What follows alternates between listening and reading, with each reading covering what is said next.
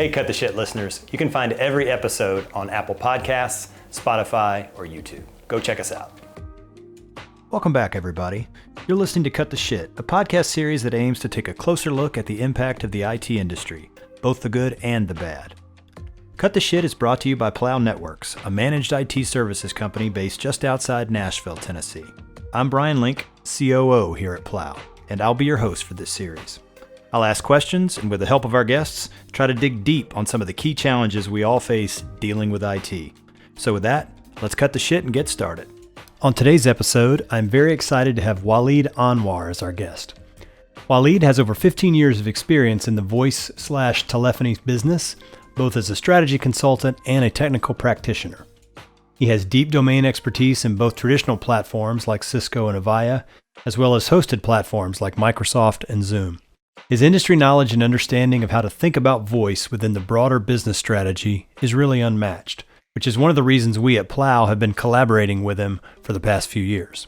In our conversation, we dive into the history and evolution of the voice space, where things stand today in the industry, and what kinds of questions business folks should be thinking about and asking their partners before they make any changes to their current voice system. I hope you enjoy my conversation with Walead Anwar. Walead, welcome to Cut the Shit. How you doing today? I'm good. Yourself? I'm doing okay. I hope you're staying warm as best you can. It's going to warm up to 43 in Chicago tomorrow, so we've been through the cold. Next 2 weeks are only 40, so we're good. That's short sleeve weather in Chicago. I mean, that you bust out the shorts. Yep. Oh man. Well, again, I appreciate you taking time to talk with me today. We're gonna have a good conversation about some voice stuff. But before we dive into that, I always like to start with a little warm up just to kind of get us going. So how about you tell us or give us an example of the most interesting use of technology or a hack that you've seen or experienced lately? Doesn't have to be at work, could be at home. It's your dealer's choice in terms of what's on your mind in that regard. Honestly, I've been kind of digging into blockchain for the past year and a half now. I heavily invested into like Cardano about a year or so ago with a long-term strategy, because I don't think most people realize that they, in some way or another, whether they're using Venmo or Cash App or anything of that nature, they've been using that technology for a while. They just don't realize it. It's kind of like people. I equate it to people not realizing they've been using the cloud with email for 2 decades now, and it just it clicked on. It's like, what is this cloud? You guys have literally been using it with Gmail and Office and so on and so forth. I think blockchain is kind of poised to do the same thing, kind of creep up on you without realizing that you've actually been using it. And then when it becomes mainstream, it's like we're still going to have to educate. So for those who are understanding it early on and understand what those applications might be for it, I think in a decade from now, it'll kind of have that same type of look and feel to it. So continue to be intrigued by it, especially when it's starting to filter down into like the education system. Like my son's school down the street built a huge STEM lab, and that's something that they're starting to play around with as well. These are 15, 16-year-olds. So it's really interesting to get into. Yeah, I think the sort of the overlap between blockchain and cryptocurrency, I think, has probably been to the detriment of what you're talking about, right? Because crypto is an application of the blockchain, right? But it's pretty much sucked all the air out of the room, and the speculation and all the sort of froth around that has, I think, distracted a lot from the concept of the core technology, right? The idea of distributed ledgers, right? And being able to have veracity on those sorts of transactions that is hard to do today, frankly, in centralized systems. Yeah, I think it's a matter of time before, when we start talking about cybersecurity and networking and network logging, I think it's only a matter of time before it takes that leap and starts to leverage blockchain. If you actually go research Cardano, or if you go research anything that uses blockchain, there's some heavy hitters behind it. They're just quietly investing, like your Chases and your banks and your private equity firms. So apparently they know something we don't. So it's kind of just continue to read into it. Well, I keep hoping that one of these days, maybe my children will benefit from it. But to me, blockchain technology is the perfect way to get rid of title insurance, which is the biggest ripoff in buying a house, even though it's not the biggest part of the transaction. It's a complete waste of money for 99.99% of home purchases, right? And but there's no way to get rid of it without something better to replace it.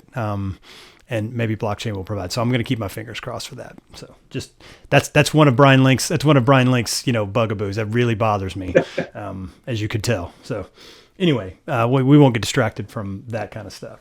Well, I get us started. Why don't you give us a quick thumbnail sketch on your background, kind of from a career perspective and sort of up to sort of where you are. Yeah, I grew up as a lot of traditional infrastructure engineers grow up. You start doing IT support, and then you go down the engineering route, and then you start to essentially support an entire environment, which I did kind of for the first 10 years of my career. And then the decision back in 2011, 2012, I decided to go down the consulting route because I really wanted to understand what was out there and to get exposed to a lot more from a vertical perspective and from a tech perspective and from a problem perspective. The more I got into consulting, the more I realized that a lot of companies, regardless of what vertical you're in, they're all having the same problem. It's just a different flavor. It's kind of like Kool-Aid, right? It's all the same sugary drink, just a different flavor. Back in about 2016, 2017, I started to notice the commoditization, right? All the commoditization started to happen, especially in the collaboration space and the UC space, and then some consolidation on top of it. What has kind of transpired over the past, I would say, 5 years, and where a lot of my focus has been, I've been mixing technology with psychology, specifically because a lot of the executives that I have interfaced with end up talking about all the investments they make, but they end up dealing with the same problem where they make an investment, they make a digital transformation, if you want to call it that, but they continue to run into the same problems. It's change management, it is people change, it is adoption, it's adaptability. And that's kind of where you've seen this emphasis on CX now for the past 3, 4, 5 years. And a lot of traditional VARs in the space have made that investment. But I think we're now in this completely different cycle. I kind of have it written up on the board back here, is that we've been in this adapt or adopt. And this is kind of where we've traditionally been focused on in the CX space, meaning you invest in technology, you get it built, and then you essentially enable it for your end user. What I've been noticing, especially in the past years, post-COVID, is that a lot of companies are having problem with adopting the technology they actually deal with. And that's more of an employee experience. How do you get your employees to actually start using, investing, so that they can actually build the products and services they want to make it full circle back here? And I think that's where you're starting to see a lot of consolidation in the technology space, and even just in every space, whether it's healthcare or manufacturing. I always have the saying, every company has become a tech company, whether they like it or not, or whether they even realize it or not. It's just now, how do they actually start using it in the best manner? Yep. And yeah, I think that's where we're at today. So that's been my background over the past decade. Gotcha. Okay, so let's kind of dive in specifically, because what you're talking about there was kind of, I'll call a more general technology path along the way, or sort of you kind of floated at 30,000 feet, talking about your background. But let's go back to the beginning. And how did you get involved in sort of the voice / telco space? When did that happen in your career, and how did it become an area of emphasis for you? So I used to work at a for-profit education company back, like 2004, 2005. And I was there as a support engineer doing just network break and fixes.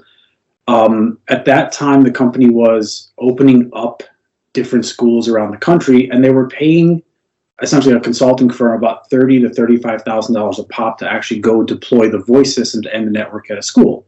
So I just rose up my hand and said, can I go mirror somebody, just watch what they're doing, and then see if we can save costs and let me just go try to figure this stuff out. So I did that for about 2 times, and then it transitioned to where I started to actually do the voice deployments, and I started to get very heavy into voice communications. Specifically, and just for our purposes, what was the voice? What was the technology that you were deploying at that time? Because that'll help us, I think, because that's part of what I want to get to. Yeah, Cisco Unified Communications on-premise. So Communications Manager, Unity Connection, Contact Center a little bit. But I started to really get hands into the engineering aspect of it, the configurations of it, and actually doing the deployment all the way from procuring the infrastructure to configuring it, to turning up telco circuits, to configuring LAN switches, firewalls on site. And I did that for a good 3 to 4 years. And that's how I really got my start into understanding voice technologies. Okay. So that was the beginning. So, and at that point, cloud, I would imagine cloud voice wasn't really a thing yet, right? I mean, you had Vonage, you had a little bit of voice over IP kind of stuff happening in the consumer space, maybe a little bit in the business space, but it certainly wasn't ready for prime time. No, not even close to it. Vonage was it was a niche product for home users at best, and that was pretty much it. Yeah. I was one of the first 6,000 customers of Vonage at my home, and it worked about half the time. So, it was a little early, but it was still fun. Okay, so walk me forward from there, just at a high level. Maybe put on your sort of teacher / consulting hat and give us an education on the transition from on-prem voice systems in 2005 to where we are today, with an understanding that there are still on-prem systems. I'm not saying that, but describe the big shifts that have happened between then and now. So honestly, there's really been 2 monumental shifts, and they kind of piggyback one off another. So you had your on-premise, and you still have it, because there's still a lot of firms who are having angst as far as moving to the cloud, just because of healthcare, financials, so on and so forth. What happened, I would say, over a period of maybe 5-6 years, starting in the early 2010s, is you started to get this hosted voice, and a lot of the carriers are one that are actually doing hosted voice. It was just a fancy way of saying, we're going to take Cisco, Nortel, Avaya, we're going to put it in our data centers, and we're going to essentially host your voice environment, managed services at its best. Yep. But at that point, it still wasn't cloud technology. There was no cloud enterprise. Right. It wasn't until about 2016, 2017, where the idea of cloud started to come into play. But at that point, it was still too new, because it wasn't even the idea of giving up control. It was more of organizations just, we've invested either in hosted or we've invested so much in premise, and the licensing model still makes more sense for us to stay on-prem, that we want to stay on-prem. The monumental shift from premise and hosted to cloud really happened during COVID. You started to get some momentum, whereas maybe 20-30% of the enterprise space, even SMBs, were interested in cloud technologies. But the instant COVID happened, it all of a sudden became it's a niche product to, okay, now we really need to do it, or there's an opportunity to do it. People did it. And since then, it's just it's kind of gone off like gangbusters. You have your traditionalists like Cisco, who tried to build the cloud and then didn't work, and then they bought BroadSoft, and now they have WebEx calling, right? That's kind of their foray into it. So again, premise, then they went to hosted communications manager, HCM, then they finally went into cloud. Avaya kind of did the same thing. The pure cloud providers, they were always up against this enterprise behemoths in both Cisco, Mitel, Nortel, and Avaya. Those kind of the big 4. Now it really became like the big 2 in Cisco and Avaya. Now it's completely shifted. The instant that everybody had to go home and work from home, I think that was your next foray into the cloud deployments. And that was more UC. Cool. Most of our UC can now get to the cloud, and that's easy. The next iteration is contact center is slow to follow, because that's the next major investment. So those are UC. Can you define UC for us so we know what we're talking about? Just let's make sure our terms are clear. Yeah, in layman's terms, so the 5-year-old explanation, it's voice calling. It's pick up your phone, answer your phone from essentially your desk office, and now from your soft client as well, whether it's remote or from the office. So we're just talking. So that's the unified part of unified communications is soft phone or handset, correct? Or forwarding to a cell phone, right? If you want to. Plain old good telephony. That's it. Okay. Just plain and simple. Right. And so, but call center, obviously, I mean, you have some call center in the cloud stuff, but that's obviously going to be the last. That's got to be the last frontier. It is the last frontier, because I think most organizations today don't look at call centers the same way they did, honestly, even 2 years ago. A call center used to be a money pit. You have to have agents. They essentially were answering phone calls. They were taking first level support. That was a call center. Today, call centers have shifted, and we can get into this maybe later conversation because it's a whole different. I think we will. I think this is a phase 2. I want to go down the rabbit hole on call centers, but not on this call, not on this podcast. Yeah, it's become very revenue generating, and that's the way that call centers now looked at. Got it. Okay, so you talked some, you hinted at it, or you described it a little bit in terms of your conversation, but I want to try to drill down a little on this sort of transitional period from on-premise to hosted and or cloud, right? So, and maybe it makes more sense to talk about the transition from on-premise or hosted to cloud, since really on-premise and hosted are more similar than they are different, right? At least technologically speaking. Where are we with that transition? When we think about, and maybe break it down for us in terms of the market. I imagine at the enterprise, you're going to have more on-prem or hosted than you do in middle market and then at the SMB level. I'm just making that assumption. Maybe that's wrong, but that's usually the way it works. And it might be by industry as well, because you mentioned healthcare and financial. But talk to us a little bit about where we are with that transition. I know COVID accelerated it, but what are you seeing today in terms of where we are in that sort of split? Yeah, so to make it, again, as simple as possible, unified communications was as simple as just telephony, inbound, outbound phone calls that you picked up with voicemail, right? Traditionally, that perspective. So it was the primary means of communication outside of email, where you spoke to either B2C or B2B. That's as simple as we can get, right? Yep. What's happened today is it's no longer a separate entity in a sense. Now voice communications is part of your omnichannel. It is part of the way that you actually communicate or collaborate. So it's no longer a primary means. It's just another means to how somebody wants to work. It's a preferential piece of work. Some people like email, some people like chat, some people like text, some people just like traditional telephony. I think that's where you see the biggest shift, where most organizations, and most enterprises, most people were very comfortable just, I need a phone on my desk. I need that phone to ring. I need to be able to reach somebody. Today, it is truly an option because most people either communicate now via chat or via email, because most people are no longer really comfortable talking to people, let alone on video. But now I would actually say that the majority of the way we communicate is sans the phone whatsoever. Most people really don't want to get on the phone. They either see it as a time waster, or it could just be handled in an email, or it could be handled in text. So enterprises are now thinking very differently about telephony as a whole, in that I've had conversations with organizations who have said, do they really need a phone? Do they really need inbound, outbound? What is their job function versus when you hired somebody, they had to have a phone number. It was a base assumption. Yeah. Base assumption. Today, the assumption is the opposite way. Do they actually need to communicate? Can they use a general phone? Typically, now what you're starting to see the shift, instead of everybody getting their own DID, it's, everybody can get an extension on a collaboration platform. And as long as it can at least do a minimum of dialing 911, does that person actually need a phone? And you're starting to see where it's, yes, 100% of the organization needed numbers. Again, came with as generic as they get an email, so be it. Today it's, maybe they don't need a phone. Maybe they have to request a phone. Right. That's where you're starting to see the shift. And that's where I think you're starting to see a lot more organizations push off how they actually want to consider telephony services moving forward.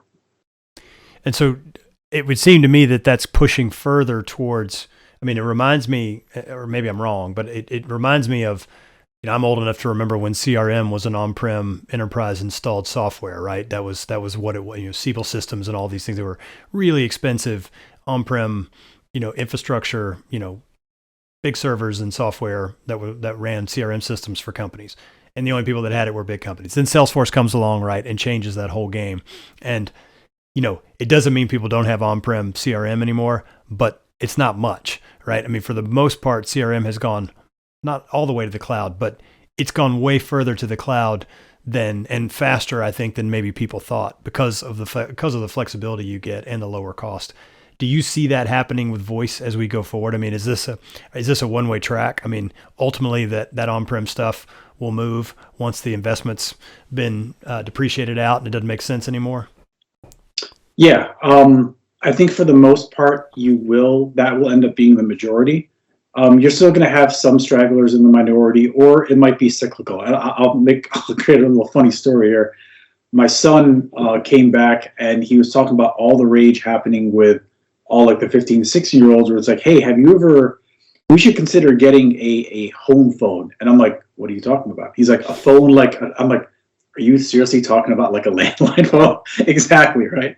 So it's like we're in this trend in the enterprise space, or just experienced workers 10, 20 years into this, where we're moving away from the actual physical phone, where it seems like the younger generation is like, oh no, we need that. Right. So we're going to kind of blend in between somewhere. There's going to be a happy medium.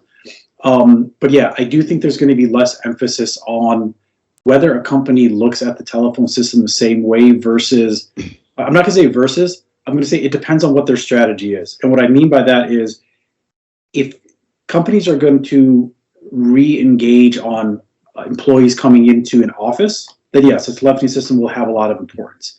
If a company is going to continue having an open door policy for remote workers, then what I see with the majority of those companies saying, we're going to give you a meetings ID, like we're talking about here, but for the most part, worst case scenario, you just expense your cell phone bill to us, or some of your cell phone bill to us, and we'll just forward calls onto that if we have to, or use your Teams app for communications or collab, but we're not going to invest in a DID for you. That's typically what we're seeing happening more and more often. And I think that makes sense. I mean, it's a blurring of the lines, right? I think about what you just said, because obviously one of the things I want to talk about is video, right? And what we're doing right now, right? Is this? It's a form of telephony, right? I mean, we are talking to each other. We just happen to be able to see each other as well, right? I mean, once upon a time, we would have just done this on the phone, right? Meaning just audio, no video. But at the end of the day, it's just a method. It's just a mechanism for for having a conversation, right? Now with video, you can do other things. You can share some information, etc., whatever. I don't want to get into that necessarily, but I'm curious about the idea of, are we just really changing what we mean by telephony? Because conversations are still happening live. These are live conversations, right? As opposed, where you can hear the other person and see the other person. And the idea of, if you have a Teams, Teams subscription, and you also get a direct routing phone number, right? That's obviously a telephony layered on top, right? Of your collaboration platform, right? I don't have a phone. I have a phone number from Plow, but I don't have a phone, right? I don't have a handset. I guess realistically, I still have, I'm still in the telephony world. You can call me. Now, you can also Teams message. You can also ask for a Teams meeting and not do video. I'd argue that's a call, right?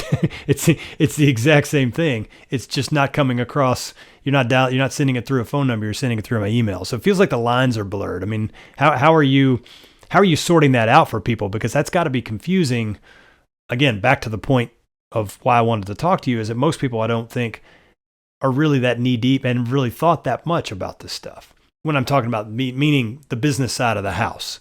So. Yeah, I think there's more of an emphasis, as you hit it more on the head, and I was going to lead into it, so you beat me to the punch, that more organizations are likely going to invest into a Teams meeting or a Zoom meeting license than they are a DID, because your calendar, my calendar, good Lord, I would say 70% of it is just meetings, right? So let alone after the meetings, then you have to follow up with email, and then follow up with email, there's likely chat. I can't remember the last time I made a phone call, or if somebody actually called me on my cell phone versus calling somebody's desk. I actually don't remember the last time I called somebody's desk number. And that's where those blurred line comes in place. So you are right. And I think all of these vendors are getting wise to it. We'll take Microsoft being kind of where they're at. They own something around like 70% of the collaboration space, not from a telephony perspective, but we're talking about just the soft client. Right. What they got really smart about doing is, hey, if this company's using Teams and that company's using Teams, then we'll cross-federate, you create a trust, and now all of a sudden, you guys can talk and chat with each other via Teams. Do you need a phone number for that? No, you do not whatsoever. Zoom got smart to it, so they created a chat client as well, and WebEx does the same thing. Sure. And now, if there are third-party plugins where you can take a Zoom or a WebEx and you can federate it with a Teams, so now all your business-to-business communications are all done primarily through your collaboration tool where everybody wants to sit and work in. So it now becomes just a numbers game. Yes, you may have an E3 and E5 license, you may have Teams. Do you need to enable calling or do you not? Right. The majority of companies are getting wise is saying, no, we actually don't. And it just veers back to that strategy. These bank of knowledge workers will likely need a DID because of their job function. These other knowledge workers just need the ability to do business-to-business calling, but with the ability, just from a liability perspective, this is where a lot of companies don't think about it, at least being able to dial 911, because if most companies overlook the fact that if they're working from home, as long as they're given some sort of computer or some sort of soft client, then that company's still liable. So as long as that person can route that call 911 accordingly, do you need a phone number? No. Yeah, and I think the graph you described earlier on the back behind you there, right? The adoption piece, it's adopting these collab platforms isn't a challenge, right? Because everybody they're core to the work, right? Whether that's Teams, it's mostly Teams. It could be Google, it could be others, but it's mostly Teams. I mean, let's face it. This is where the bulk of the collaboration platform is when you're talking about unified systems.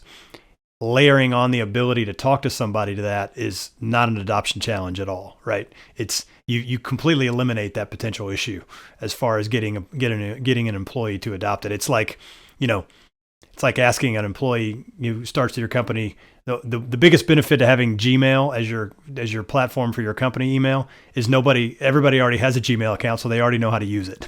So you don't have any user issues. The same is true, I think, with Teams or Zoom, right? Because Zoom, it existed long before COVID, but COVID was its moment, right? It really took off in that moment. And so if someone decides to use Zoom as their business platform, again, adoption challenges are almost zero, which is a huge advantage for these, right? It just makes that path so much smoother. Agreed. I can add nothing to what you just said. I got nothing there. We touched on something, or I did. I brought it up, and I'm curious about it just because I don't know where it is, right? And this is where you can help me, and hopefully some people listening as well. Where are we with the marriage between hosted voice and CRM? I mean, I know Salesforce was one of the early adopters of building kind of, I don't know, telephony plugins or whatever you want to call it, with the ability to leverage a CRM database to see who's calling, who you're calling, that sort of integration between those two systems. Where are we in that with that world? Because we've spent a lot of time talking about Teams or whatever. Teams has no, Microsoft, yes, they have Dynamics, but for the most part, Dynamics, I'm not going to say it's their mobile phone system, but they've not been as successful with that as they have with their collab platform. So I'm curious to know what's happening from a CRM plus hosted voice perspective. I think anybody who tells you that it is far more advanced than it was 3 or 4 years ago is, I think they're imagining, in a sense, as far as what it can be. At its core function, it's still really only good for click to dial, click to call, click to accept calls.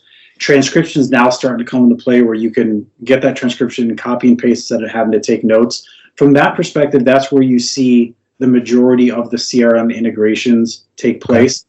But I do think, again, in this world of continuing consolidation, Microsoft bought Nuance for $19 billion a few years ago, and nobody really still knows what they're doing with it yet.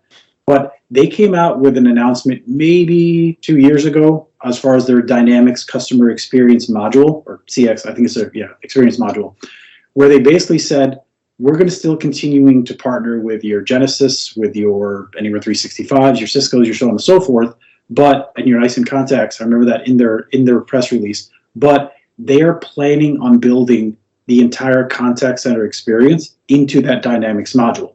I think you're also seeing the same thing that's likely going to happen with Salesforce when they bought Slack and what they want to do with telephony. I think it's all going to come down sooner than later that the experience that most of these companies are going to build in is that you're going to live within our CRM platform. You're not going to have to leave our CRM platform.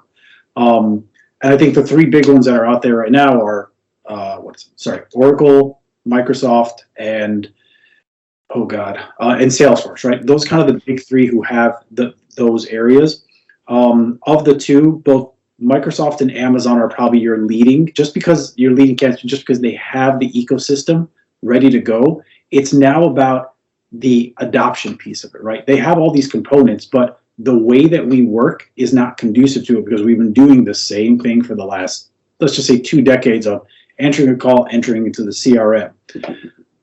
I think with the advent and how much Microsoft has just invested into automation and Amazon's investing into automation, pretty much everybody's investing into automation, you're going to see that they're likely going to come out with something next, I would say 2 to 3 years, where the CRM is actually what you're buying from this point on, and voice is a piece of it, and security is a piece of it, and this is a piece of it, and data is a piece of it.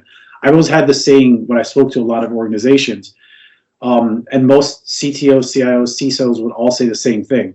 Wherever their data starts to sit, that's where they want to build. So obviously Azure and Amazon kind of lead the pack here. They don't want to get out of that. So the more that they can consolidate into that, the more they're going to. So I think CRMs are still, again, I'm not going to say niche. They're what an organization does to essentially run their organization from a data perspective, data collection. But how they work is still siloed and fractured to how people are used to working.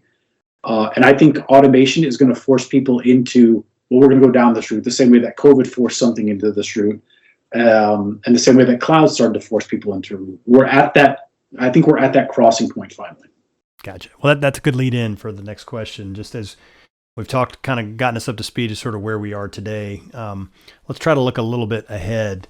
You know, as you think about the next 2 to 3 years, what do you think that time frame holds for voice kind of as an offering? And that's obviously a very general question. So maybe take it in slices or think about, you know, maybe contact center and maybe UC, you know, kind of separate the two.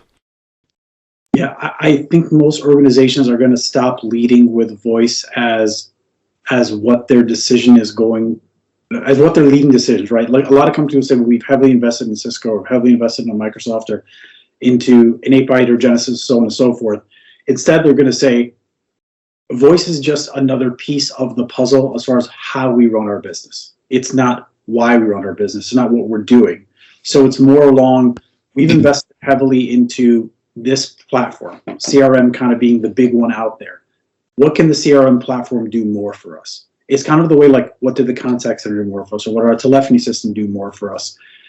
That, again, it's becoming a shift. I kind of alluded to a little bit earlier when I said voice has now become just part of the omni-channel. And I think the investments that Salesforce is making, the investments that Microsoft is making, and Amazon is making in their data specifically, voice is just going to be another piece of it at this point, the same way email has. You just kind of expect it to be part of a package that you get. And at that point, if you're a, how do I say this? I don't mean to demean any UC platform out there, unified communications vendor whatsoever, but if you don't have a strategy where you are part of an ecosystem, your voice component of it, you may be left behind or you may be bought by somebody else. I just think we're eventually going down that path. Right. As a standalone, it feels difficult, right? Given its place in the value chain. Yeah, I'm not going to say who I spoke to, but I've spoken to a couple of contact center vendors, and they're standalone contact center vendors, and they're under immense pressure today because a lot of organizations who have a standalone contact center realize it's separate from their data and separate from their voice, where there are other offerings out there that bring it all together. So it's not that they're losing customers. It's like they may be a year or two into their 3 or 5 year contract, but at the end of that 5-year contract, if they don't have a strategy like everybody else, then they may end up losing that client. I'll give an example of Zoom. Zoom started off as meetings, since we've talked about Zoom. Then they got into telephony. Then they built a contact center, and now they built an email platform.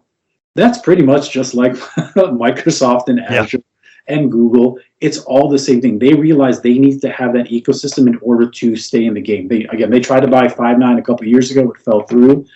I think that was, my personal opinion, worse off for Five9 than it is for Zoom, because Zoom just went ahead and built it. And they're going to take the organic route and build it all up, and they're going to maintain that customer base. And they'll likely be fine in the long run. They'll be considered one of the big 3 or 4. Everybody else will be fighting off for the SMBs. The enterprise spaces are going to focus, I think, primarily on that. Who can deliver an ecosystem? If you can't deliver these 4 or 5 things, then you won't even be in the conversation. Right. You're not going to be in the game. Yeah, that makes sense. Let's transition a little bit to thinking about how should customers be thinking about voice in these broader conversations, and specifically the kinds of questions and lines of discussion you find yourself in as you talk to folks. What are there specific opportunities that you think are that are sitting in front of us? I mean, obviously we've been talking about sort of the idea of a unified platform that, that's integrated, CRM into these other sort of collab components. Let's take one step. Let's stay away from the enterprise space. Let's talk mid-market, right? Where there's dollars, there's some complexity, but it's not, it's not at that level, right? And what are some opportunities or things that potential customers or, an executive ought to be thinking about if they have some concerns about the voice piece of the puzzle? From a technical perspective or from a support perspective? Maybe. I mean, it's kind of up to you. Maybe take a couple of problems that you've seen and maybe just use those as use cases to talk about how someone might think about it. It could be, we've got some legacy technology and we're trying to decide what to do, or it could be we decided to go down this path with an integrated provider, and it's not giving us what we need because we're having adoption problems, or et cetera. It's not doing what we think it ought to be, or we're just not. We don't know, what are we missing? Like we don't know, we've got this voice system. It seems to work, but like, are we wasting money? Is there something we ought to be doing? Right. There's always that. There is always that. Yeah. I think, so I'll take it from two different perspectives. From an executive perspective, I think when I speak to them, there's this 80-20 rule. The majority of the vendors out there do 80% of the same thing, right? They all have the same features. Within 6 months, if somebody comes out with something, everybody else comes out with the same thing. So it really comes down to an executive, what features do I need? I call it the Bowflex effect. Yes, you may offer 200 features, but how many do I actually really need? What licensing model do I need? But the bigger question is, how is it going to be supported? Is my own staff doing it? Are you guys an MSP? Do I need to go hire an MSP? How do I make sure that I'm kept up to speed or kept up to date with anything that might be released that helps our business? That's where I think that a lot of organizations, a lot of executives fall short in just asking that question. They just think of telephony as telephony. It's a service that I turn up. Buy it and turn it on and it goes, right? And we're good. Yeah. Versus some questions that you get, can I just enable an IVR to do what I basically need to do for some sort of automated routing without having to invest into a higher advanced contact center? You're starting to see more of those features fall into the UC or into the telephony space. Yep. But a lot of organizations don't even ask that question because, and I'm going to be really honest here, a lot of partners and vendors automatically just think of, I just want to sell, right? I need to sell a bigger license. Versus, and I said I think the knowledge level around voice is pretty low, and I would include myself.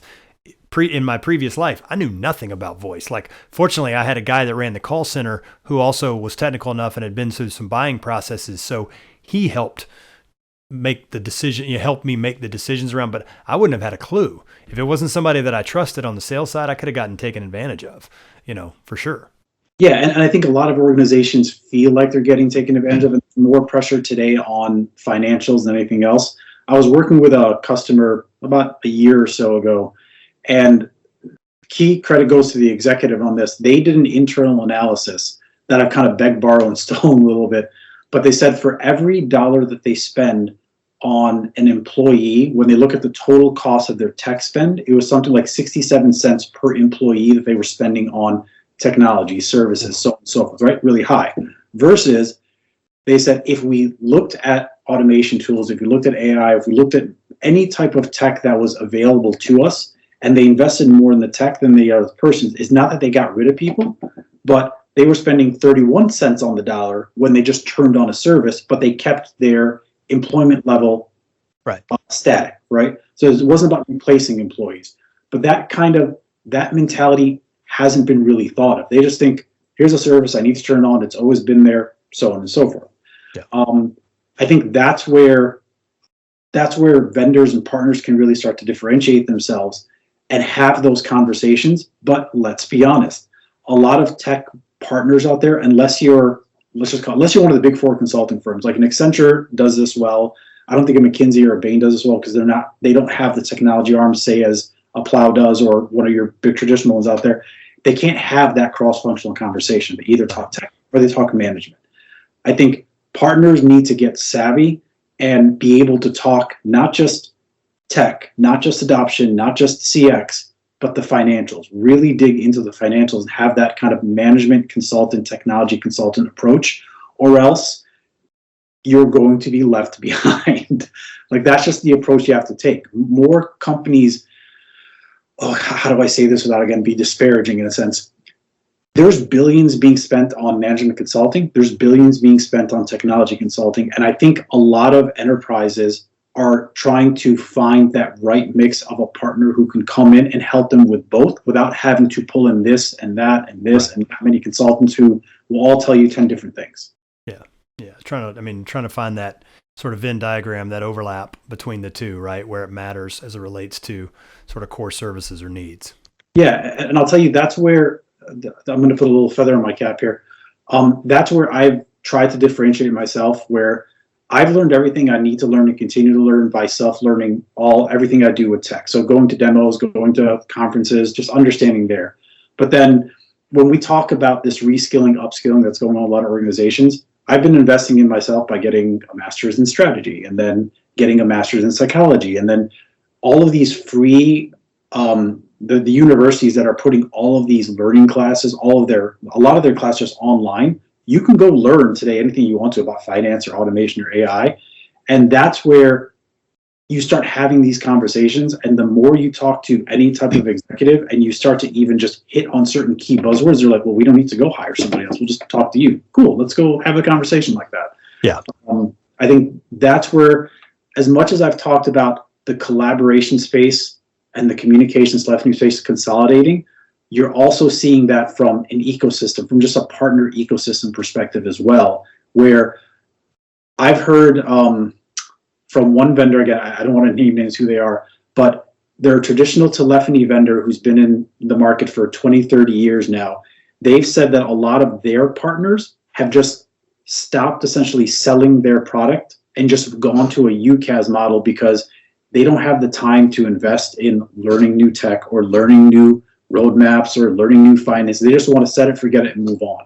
I think that's disenfranchising, and I think that's devaluing the relationship, because that you're just trying to sell something at that point versus I want to learn the customer, learn the partner. And the more that you can educate and get ingrained with them, the more you're actually going to gain. So it's not about selling, it's about informing. Yeah. Yeah. And I think that's, it's kind of try to bring us to a close here with a couple of just kind of final conversations. And I think final questions, and one of them is around this idea around conversations with clients. In your conversations you've had recently or in the past maybe year or two, what do you sense? What are they worrying about the most when it comes to conversations around voice? I mean, what kinds of anxieties or concerns, or fears, that you sense or that they've been explicit about in those conversations as it relates to either buying voice or managing the existing system, et cetera? I don't want to have to go through this cycle again in 3 years. It really is that simple of a conversation. It is. I've heard that you'll hear a lot of executives just say, I want to talk about this vendor, that vendor, just because it's a buzzword, right? Just like Zoom is meetings, that's just a buzzword. Versus, yeah, you may have heard this word, and yes, this is where the trend has gone, but do you understand all the other things, how it reacts with your network, how it reacts with security, how you actually support it? What I think for enterprises here, and this is the one little thing I'll tell everybody, most of these cloud providers, what they're good at is delivering their service. What they're bad at is everything else because they don't have expertise in network security, right, telecommunications, whatever it might be. As long as the green lights are up on their system saying that we're up and running, you're responsible for everything. They're really application development shops at the end of the day, right? They're software providers. They're not integrated delivery systems. Maybe that's a better way of thinking about it. Correct. And I think that's what I think most executives skip when they have these conversations. They jump straight to a solution, and then in a year or two, they're like, we're having these problems. It's like, yeah, you're having these problems because you didn't see X, Y, and Z. You just stopped at A, which is your telephony system, Right. but how does it affect B, C, D, E, and F? And by the time you actually realize it's affecting F, you're like, I need to revamp this entire thing again. Like, no. And you're in a 3-year deal. Exactly. And I think that's what keeps most of them up at night. And I think that's where the education is going to change in the future. Or needs to, at least. So last question before we get to the wrap up. So as you look ahead and you think about, and I mean, thinking about sort of the voice, kind of the general ecosystem, what excites you most as you think about the next 2-3 years? I think, honestly, it goes back to this. It goes back to adoption. I think there's been a lot of experienced professionals who have grown up with, like I grew up with Cisco, right? So I knew it inside out, still know it. I can still probably program a router today and configure something if I wanted to. But there is such a big opportunity to understand that has become a commodity, and that everything else that a company needs to actually enable is where their opportunity is going to sit. And whether this is operations, whether this is just any working professional today in the collab space, there's probably 10 times more opportunity today for you to take what you know and add to it.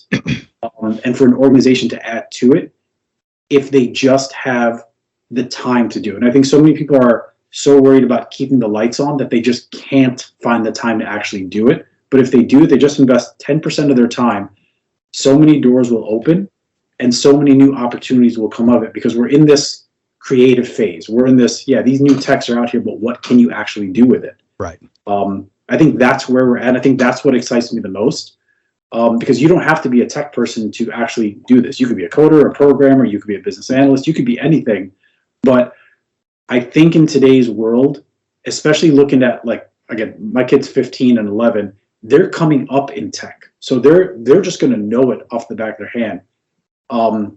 So that part's already going to be taken care of, but what else? What else can you actually add to your repertoire? And I think that's where you have to take advantage of it now over the next 2 or 3 years. Gotcha. That's what excites me the most. So the flip side, what scares you as you think about that same time frame? Okay. I got to answer this a little bit different way. I'm afraid that most people are going to self-sabotage themselves because they're afraid of not learning, or feeling like what they have learned is going to go by the wayside, so their own self-value is deprecated in a sense. What scares me is just the ability to keep up, is that most people are not going to want to keep up or have the gumption to keep up, that it's actually going to hurt organizations. It's actually hurt individuals too. So it's kind of finding that balance. It's a crest and trough, right? Anybody who's going to invest time now, they're going to hit a high point. They're likely going to be successful. They're likely going to essentially write their own ticket in a sense.